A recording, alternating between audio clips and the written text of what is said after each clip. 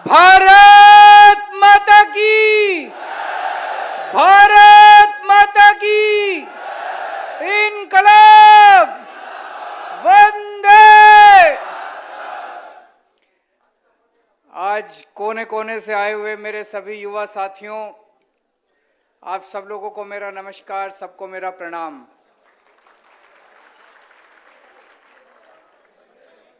मुझे लग रहा है आप लोगों की जितनी ऊर्जा देखी अभी मैंने, जितनी एनर्जी देखी, ये इसमें से कुछ टीवी वाले तो चला रहे होंगे, वो देख रहे होंगे वहां पे बैठ के। तो मैं सोच रहा था कि अभी सुन रहे थे कि मनीष सिसोदिया को अगले 10 दिन में गिरफ्तार करेंगे, लेकिन अब तो मुझे लगता है अगले 2-3 दिन में ही गिरफ्तार कर लेंगे इनको। दोस्तों, आज महाराजा कृष्ण कुमार सिंह जी के धरती पे आके बहुत अच्छा लग रहा है। वो एक बहुत महापुरुष थे, महान व्यक्ति थे। आजादी के बाद सबसे पहले देशभक्ति का जज्बा दिखाते हुए उन्होंने अपनी रियासत सरदार पटेल को सौंपी थी।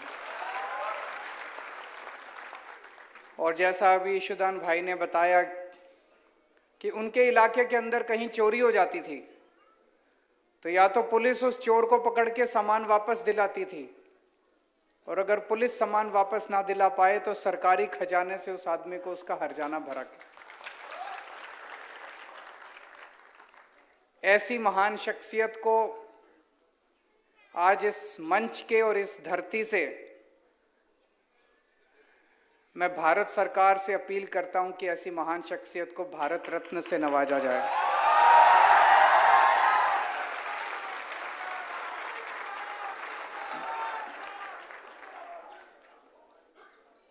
आप सबको मंजूर है? दोनों हाथ ऊपर करके आप अपनी मंजूरी दिखाएं। दोस्तों, मुझे बेहद खुशी है, आज मैं अपने साथ देश की नहीं दुनिया के सबसे अच्छे शिक्षा मंत्री को लेकर आया हूं, मनीष सिसोदिया जी। इन्होंने दिल्ली के स्कूल शानदार कर दिए, दिल्ली के सरकारी स्कूल। पहले दिल्ली के सरकारी स्कूलों का भी बहुत बुरा हाल था। अभी एक व्यक्ति ने प्रश्न पूछा था कि एजुकेशन सिस्टम कैसे ठीक करेंगे। दिल्ली के सरकारी स्कूलों का जब 2015 में हमारी सरकार बनी, इतना बुरा हाल था। दीवारें टूटी पड़ी थी, छत टूटी पड़ी थी, छत पे से पानी गिरता था, बच्चों के पास डेस्क नहीं थे, टीचर आते नहीं थे, पीने को पानी नहीं था, टॉयलेट इतने गंदे थे, पढ़ाई के नाम पे कुछ भी नहीं था, रिजल्ट बहुत खराब आते थे। 5 साल के बाद आज आप जाके देख लीजिए, दिल्ली के सरकारी स्कूल इतने शानदार बन गए, इतने शानदार बन गए। मैं खुला निमंत्रण देता हूं आप सब लोगों को, आप में से कोई भी जाइए, दिल्ली के किसी भी सरकारी स्कूल के अंदर चले जाइए आप। अभी कई पत्रकार गुजरात से गए थे, करीब 30-40 पत्रकार गुजरात से गए थे, वो खूब घूम के आए, बहुत अच्छा लगा उन्हें। आप भी जाइए, और अगर जा नहीं सकते तो आप दिल्ली में किसी को फोन करके पूछ लीजिए, इतने शानदार सरकारी स्कूल बन गए। प्राइवेट स्कूल वालों ने पहले गुंडागर्दी मचा रखी थी, जब मर्जी फीस बढ़ा देते थे, लोग बड़े दुखी थे। पिछले 7 साल से किसी भी प्राइवेट स्कूल वाले को नाजायज फीस नहीं बढ़ाने दी हम लोगों ने। ऑर्डर पास कर दिए, जितने प्राइवेट स्कूल थे सबका ऑडिट करवाया हमने, चार्टर्ड अकाउंटेंट से ऑडिट करवाया। और जब ऑडिट के नतीजे आए तो पता चला किसी प्राइवेट स्कूल ने 30 करोड़ की एफडी करा रखी है बैंक में, 40 करोड़ की एफडी करा रखी है। हमने ऑर्डर किया, एफडी तुड़वाई और बच्चों के पैसे वापस कराए। पहली बार भारत में हुआ होगा, भारत में पहली बार हुआ होगा कि प्राइवेट स्कूल वालों ने बच्चों के पेरेंट्स को उनके अकाउंट में पैसे वापस करे। ऐसा कभी नहीं हुआ। और 2-2 साल पुरानी फीस वापस करी, 3-3 साल पुरानी फीस वापस करी। ऐसे शख्स की फोटो, अमेरिका तो दुनिया का सबसे ताकतवर देश है। अमेरिका के सबसे बड़े अखबार न्यूयॉर्क टाइम्स के फ्रंट पेज पे इनकी फोटो छपी। दिल्ली के सरकारी स्कूल के बच्चों की फोटो छपी न्यूयॉर्क टाइम्स में, फ्रंट पेज पे दिल्ली के सरकारी, इनकी मनीष सिसोदिया की फोटो छपी। तो इनके नेता ने इनको बुलाया, क्या ये सिसोदिया की फोटो कैसे छप गई, हमारी क्यों नहीं छपी? तो उन्होंने कहा सर इन्होंने पैसे खिलाए थे उनको। तो बोले 10 गुना पैसे दे दो उनको, हमारी छपवाओ। तो उन्होंने न्यूयॉर्क टाइम्स को फोन किया, बोले $1 मिलियन देंगे, हमारे नेता की फोटो छापो। बोले नहीं छापेंगे। फिर उन्होंने दोबारा वापस आए, नेता ने कहा और पैसे बढ़ा दो। उन्होंने कहा 100 करोड़ रुपया देंगे, हमारे नेता की फोटो छापो। न्यूयॉर्क टाइम्स वालों ने कहा ये तुम्हारे वाला मीडिया नहीं है,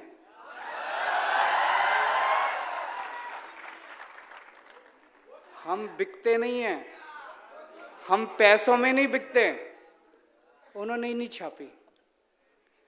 इन लोगों को लगता है कि दुनिया में सब कुछ बिकता है। दुनिया में सब कुछ बिकता नहीं है, बहुत सारी चीजें ईमानदारी से भी चलती हैं।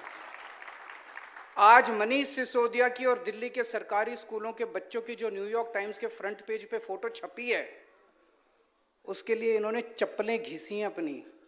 रोज सवेरे 6 बजे उठ के, पिछले 7 साल से मैं जानता हूं मनीष सिसोदिया रोज सवेरे 6 बजे उठ के सरकारी स्कूलों का दौरा करने निकलते हैं। मैं आपसे पूछना चाहता हूं, 75 साल के भारत के, आजाद भारत के इतिहास में एक भी शिक्षा मंत्री बता दो जो रोज सवेरे 7 बजे उठ के 6 बजे उठ के सरकारी स्कूलों का दौरा करने निकलता है?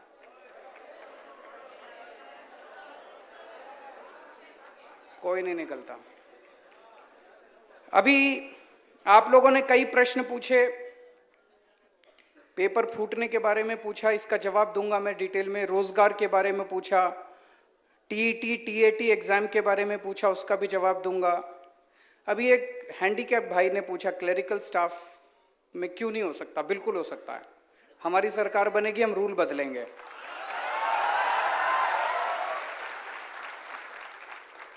और जो आपने उसको हाय दी है, आप हमें आशीर्वाद दीजिएगा।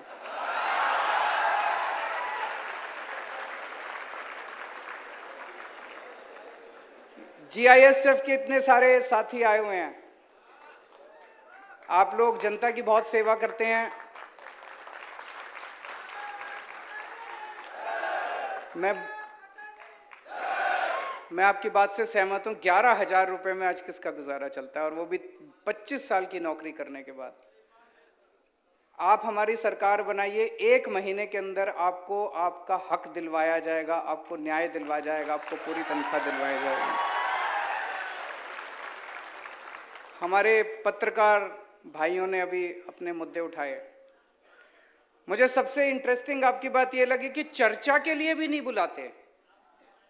इनको अहंकार हो गया है, इनको गरूर हो गया है। 27 साल की सत्ता में रहने के बाद इनको लगता है। हम कई बार गुजरात में जब आते हैं तो यहाँ के नेताओं से बात करते हैं, बीजेपी वालों से। हमने कहा कुछ करते क्यों नहीं हो? कहते हैं जरूरत क्या है, क्यों करें, ऐसे ही वोट मिल रहे हैं, कहां जाएंगे लोग? बोले कांग्रेस को देंगे तो कांग्रेस वाले हमारे में आ जाएंगे। पहली बार इनकी नानी याद आ रही है, अब आम आदमी पार्टी आ गई है। तो मैं पत्रकार बंधुओं से सबसे कहना चाहता हूं, जितने सरकारी फैसिलिटीज आपको बंद की गई सारी दोबारा चालू कराएंगे, आपके साथ बैठेंगे, और जो जो फैसिलिटीज हो सकती हैं आप वो सारी फैसिलिटीज आपको देंगे, और आपसे निवेदन करेंगे हमारी सरकार बनने के बाद हमारे पक्ष में मत छापिएगा, हमारी त्रुटि निकालिएगा।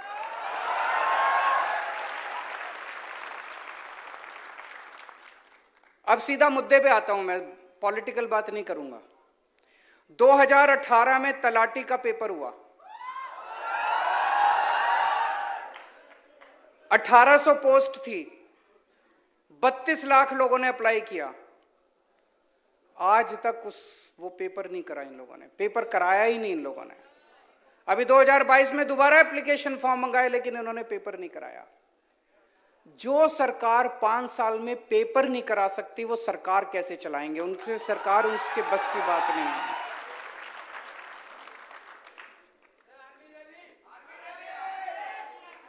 आ रहा हूं।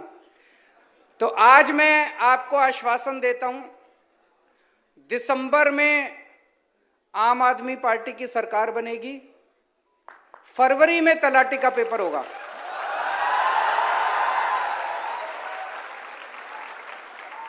फरवरी में तलाटी का पेपर होगा, अप्रैल तक नतीजे आ जाएंगे और अप्रैल के महीने में जो जो सफल कैंडिडेट होंगे उनकी पोस्टिंग हो जाएगी।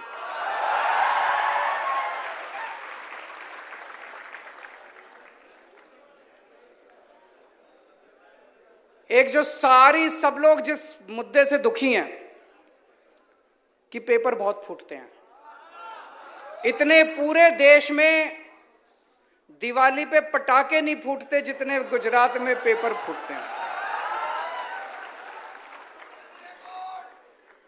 मैं अभी लिस्ट पढ़ रहा था, 2014 में चीफ ऑफिसर का पेपर फूटा, 2015 में तलाटी का पेपर फूटा, 2016 में जिला पंचायत तलाटी का पेपर फूटा, 2017 में 12वीं का बायोलॉजी का पेपर फूटा, 2017 में जीटीयू का सिविल इंजीनियरिंग का पेपर फूटा, 2018 में टेट का पेपर फूटा, 2018 में मुख्य सेवी का पेपर फूटा, 2018 में नायब चिटनीस का पेपर फूटा, 2018 में लोक रक्षक का पेपर फूटा, 2018 में बिन सचिवालय क्लर्क का पेपर फूटा, 2018 में बीएड का पेपर फूटा, 2021 में हेड क्लर्क का पेपर फूटा, 2021 में सौराष्ट्र यूनिवर्सिटी इकोनॉमिक्स का पेपर फूटा, 2022 में वन रक्षक का पेपर फूटा, 2022 में पीजीवीसीएल जूनियर असिस्टेंट का पेपर फूटा, 2022 में 7वीं क्लास का पेपर फूटा, साउथ गुजरात यूनिवर्सिटी पेपर फूटा, 2022 में 10वीं का हिंदी का पेपर फूटा।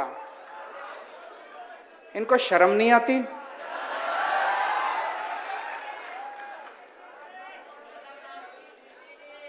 इनसे पेपर नहीं होते, ये सरकार कैसे चलाएंगे?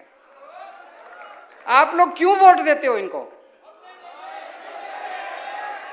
ऐसे लोगों को क्यों वोट देते हो जिनसे पेपर नहीं होते? वो सरकार कैसे चलाएंगे? सरकार चलाना बड़ा मुश्किल काम है, इनसे एक पेपर नहीं होते, आपने इनको इतनी बड़ी जिम्मेदारी दे दी। कोई जेल गया क्या आज तक पेपर फूटने की वजह से? अब जेल जाएगा,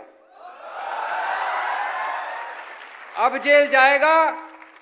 मध्य प्रदेश में तो व्यापम घोटाला हुआ था, ये तो महाव्यापम घोटाला चल रहा है। गुजरात के अंदर तो महाव्यापम घोटाला चल रहा है।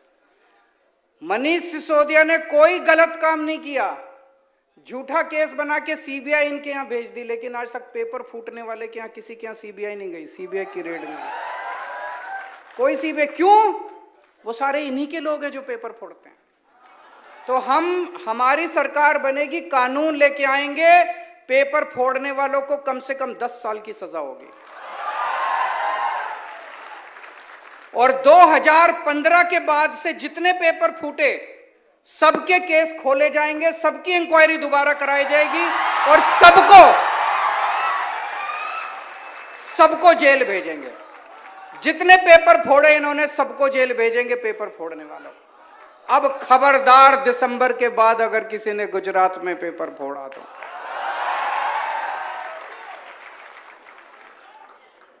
दोस्तों, अभी तक सुनते हैं रिश्वत से, एक भी बहुत बड़े नेता इनके कहते हैं सरकारी नौकरी केवल पार्टी के लोगों को पहले मिलेगी। बोला ना एक इनके ने, तुम्हारे पिताजी की है सरकारी नौकरी। सरकारी नौकरी किसी पार्टी की नौकरी नहीं है, गुजरात के बच्चों की नौकरी है, गुजरात के युवाओं की नौकरी है। हर सरकारी नौकरी पे गुजरात के युवाओं का अधिकार है। पूरा ट्रांसपेरेंट तरीके से किया जाएगा, सारा प्रोसेस चेंज किया जाएगा और हर नौकरी जो है वो अच्छे तरीके से दी जाएगी। अब मैं आपको भर्ती कैलेंडर सुना रहा हूं। आम आदमी पार्टी की सरकार बनने के बाद कौन सा पेपर कब कराएंगे, नोट कर लीजिए अगर आपके पास है तो, नहीं तो अपने फोन में लिख लीजिए। दिसंबर में सरकार बनेगी कि नहीं बनेगी? दिसंबर में सरकार बनेगी, फरवरी में तलाटी का पेपर होगा, अप्रैल में नतीजे आने के बाद सबकी पोस्टिंग हो जाएगी। मई में वहां पे 2-3 हमारी बहनों ने टेट के बारे में बात की।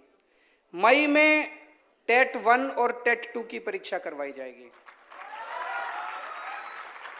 और टीईटी और टीएटी दोनों की परीक्षा होगी। टीईटी 1, टीईटी 2 एंड टीएटी दोनों की परीक्षा, तीनों परीक्षा मई के महीने में कराई जाएगी और जुलाई के महीने में नतीजे आ जाएंगे।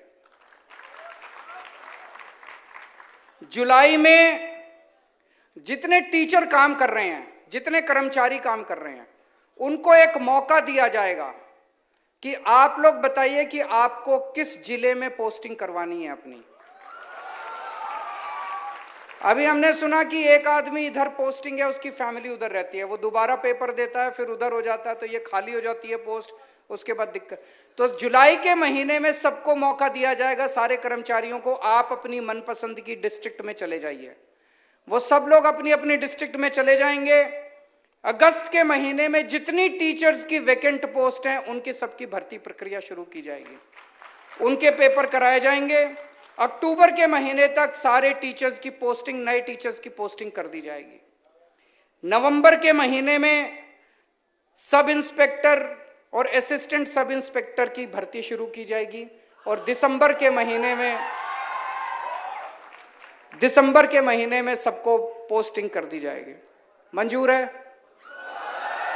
ठीक है ना? गलत तो नहीं है? तो ये भर्ती कैलेंडर हमारी तरफ से आपको गारंटी है। दूसरा, दिल्ली में जैसे अभी मनीष सिसोदिया जी ने बताया, हमने 12 लाख बच्चों को रोजगार दिलवाए हैं पिछले कुछ सालों में।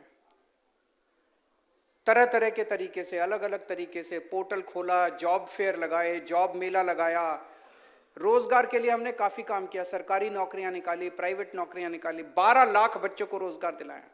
तो रोजगार दिलाना आता है हमको, हमारी नीयत भी साफ है।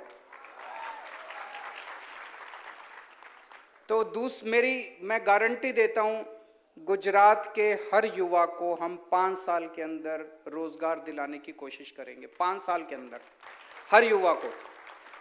लेकिन जब तक रोजगार नहीं मिल जाता, तब तक बेरोजगार युवा को 3,000 रुपए हर महीने बेरोजगारी भत्ता दिया जाएगा।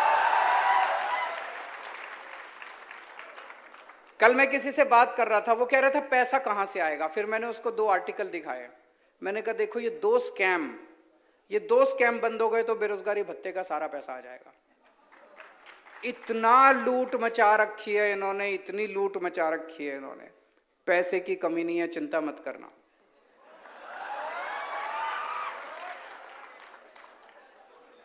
अगला पॉइंट, 10 लाख सरकारी नौकरियां निकालेंगे।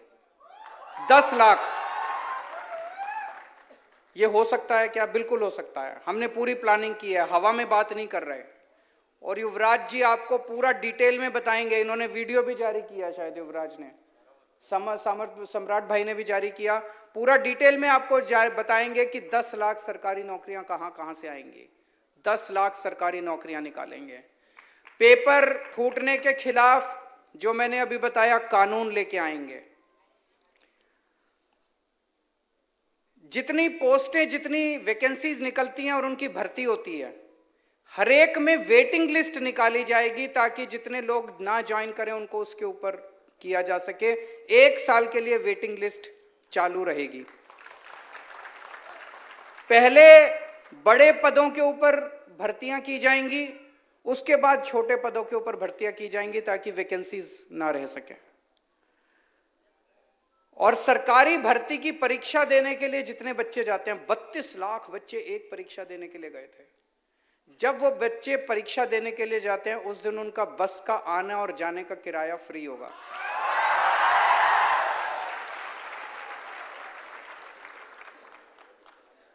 और कई बच्चों ने कहा कि जब भी सरकार आती है 4 साल कुछ नहीं करती, फिर 5वें साल में भर्ती निकालती है, और 5वें साल में भर्ती निकालने के बाद आधों को मिलती है, और फिर उसके बाद 4 साल तक ऐसे ही लटक।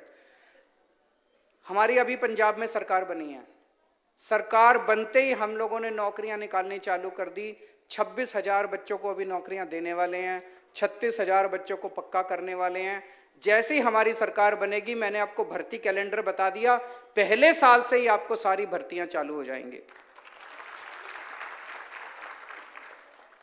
और आखिरी पॉइंट कि जितने प्राइवेट नौकरियां हैं गुजरात के अंदर, उसमें 80% नौकरियां उनको गुजरात के बच्चों को देनी पड़ेगी। रिजर्वेशन होगा, उसके लिए कानून लाया जाएगा।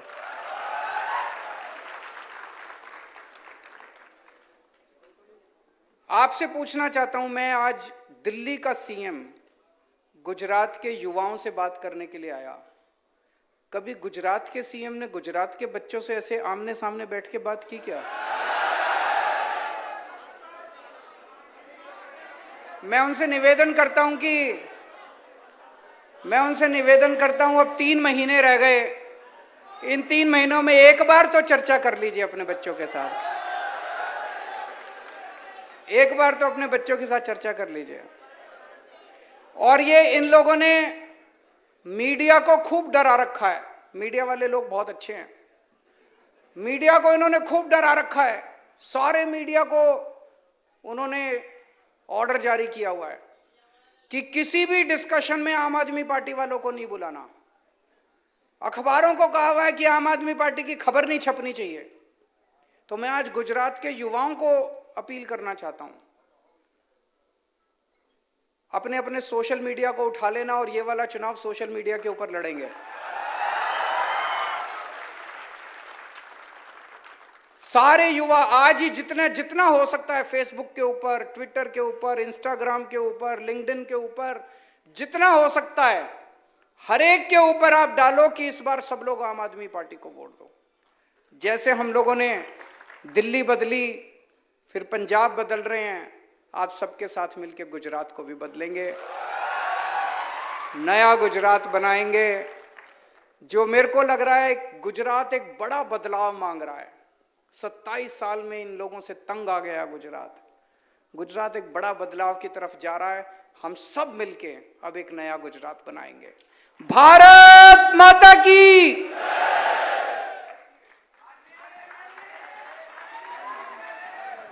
તમામ વ્યક્તિ પોતપોતાની જગ્યા ઉપર ઊભા થાય નેશનલ એન્થમ માટે।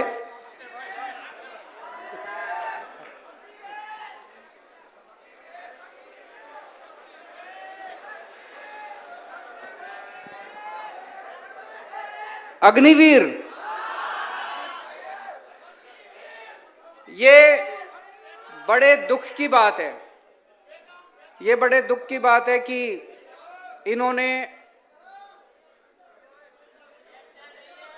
इन्होंने आर्मी की भर्तियों में एक तरह से अब टेम्पोररी पोस्टें निकाली हैं। रेगुलर पोस्ट की बजाय टेम्पोररी पोस्ट निकाली है। क्यों निकाली है? लोगों ने इनसे पूछा कि भाई ये 4-4 साल वाली पोस्टें क्यों निकाली है? बोले हमारे पास आर्मी के लोगों को, सेना को पेंशन देने के पैसे नहीं है। मैं इनसे अपील करना चाहता हूं, एक बार इस देश के लोगों से बात तो करके देखते। इस देश के 130 करोड़ लोग एक टाइम का खाना कम खा लेंगे, लेकिन अपने सैनिकों के लिए पैसे देने को तैयार हैं। ये बड़े शर्म की बात है। ये बड़े शर्म की बात है कि केंद्र सरकार कहती है कि हमें अपने सैनिकों की पेंशन देने के पैसे नहीं है। हम देंगे, इस देश की जनता पैसे देगी, तुम चिंता मत करो।